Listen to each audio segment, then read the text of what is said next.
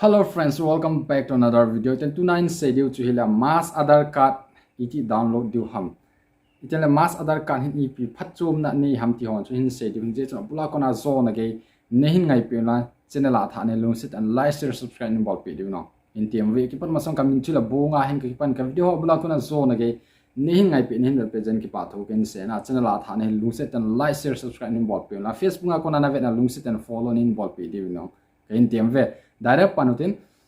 amasa penai ga head Mass Adhaar Card hi EPG angai ham til e ho hin mizo se hin Adhaar Card tu a hi ani itan iten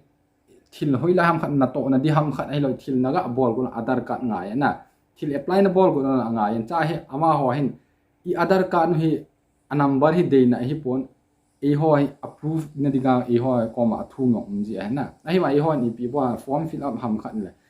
ala office na ham khat ni la na Adhaar Card tu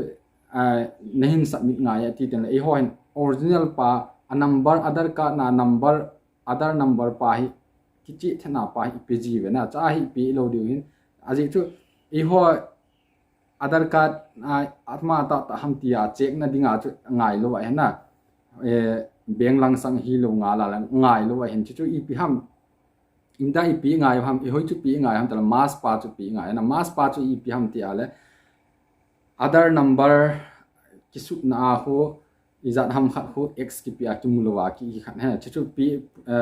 attach bola hi office ham khat na ho lam khat na submit na pi go ni ola chu na pi the na Adhaar Card Adhaar number pa khel chu pi ho ngai ha chi Adhaar ko na number ko na chu mi tam ta to fraud chi hin alo ama bank account chu asu sit pi ai lo ama bank account tu lai de Adhaar Card no hi bank a ki link hi ja chung ki chan ta hin cha ko na ki ven the na di wa cha mas pe na chu Mass Adhaar Card ni nga na chi Mass Adhaar Card chu iti download du ham ti chu ka hin le sa den mas pe na ho ya che du ham ti la Google a che du cha screen a live a ka hin le sa den cha hi ep hall du ham ti la Google a lu cha den la ep hall du ham ti le uidai.gov.in Adhaar hall du na hall cha ten ti interface sung den cha amasa pe na pa hi My Adhaar hi lu du na My Adhaar hi lu cha ten la tia interface sung den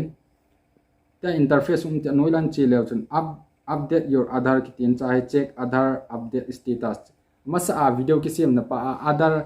ra number na khial pa chu cha hi update ho naga ki check the na ten cha number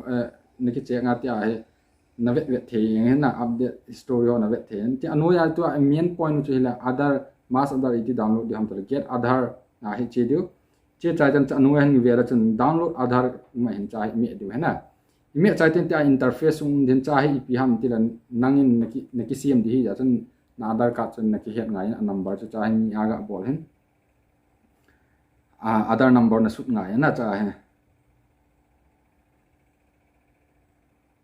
example la chikan la saran ti ho ki bol na ji ten ki ta ni ji ten ki ge ji he na he them de hen video hum saw jo ji he ti ho ten la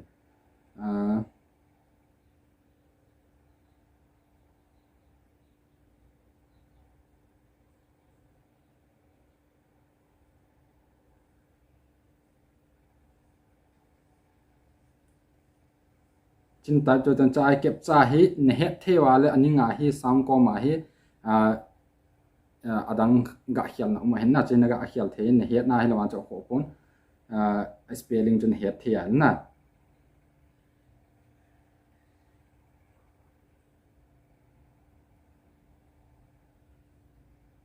ne the lo wa ka se banga chun ga khial the yeng he na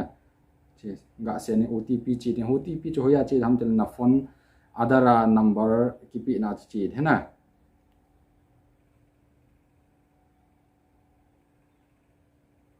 then chizo ten OTP no ya che I Mass Adhaar Card na de ja cha hi option main do you want a Mass Adhaar ki ti a cha hi click ball na click ball cha ten la chun cha OTP chi pa chu nami elu de 1 ka ki hai kita 1632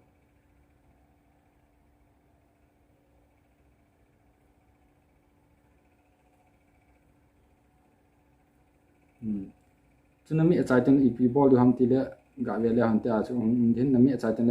verified and download hin nami adu hena nami ten cha he minute 2 minute li na network ko na network ho ya la chun gang chala ki download din ga nga utin si gei ji hen network ke holang hi tu lai he ka sei banga cha network guju ju yang ji ai network hoi thei pon ten le mi tam tan company na in ba video hi asaw ji tai na asaw ji tai nin tin tho ta ji ai thil ki fill up phone ko na phone neu cha hi jan idei bang ta gang cha ki fill up thei ji lo ai la wala network hoi lo ji ai ta ki gei ji hin je ju ne na he them di winong ka ade sen tia he ahung i khat ten cha he achung langa he download complete hitan open the na hi ma you open ma sanga he diu chu chai congratulations your Aadhaar card has been successfully download then chai heading chu the other letter PDF password will be in 8 characters ti na gi na din chai head diu chu combination of the first 4 letter of your name first 4 letter of your name first namin chu first 4 letter chu capital ana su ngai na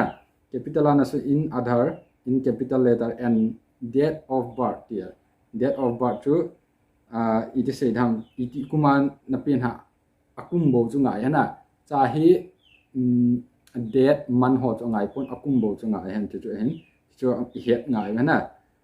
chu a hi tan iti open diu ham tila na download chu langa hi download a chu na chiding na download chu naga open de na na open ten PDF file ki tin PDF file a chu na load ding na load chai ten cha he ka sei banga chu password hin hold de na chu masa pena 4 letter chu namina 4 letter chu ip na su dham de capital ana su de na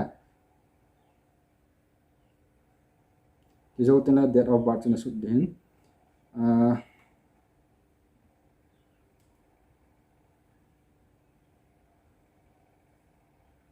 su cha ten ti a hum da ke Mass Adhaar card chu hi ten ti a hi din ti a he number ki khat lo ta na number ki khat lo de ha ti a den che ne ki che tha ai lo le na Aadhaar card number chu lo tan che ne ki che tha na ki koi the na tani thil submit den ding ma la chine submit na na ki ven the na aji chu tu lai Aadhaar card na he bank account jong bon a cha ki na him hi je chun ki ven na diwa ka de sa he ki pa bula ko na zo na ke nehin ngai pe nehin le pe jen ki pa thu pen se ki pa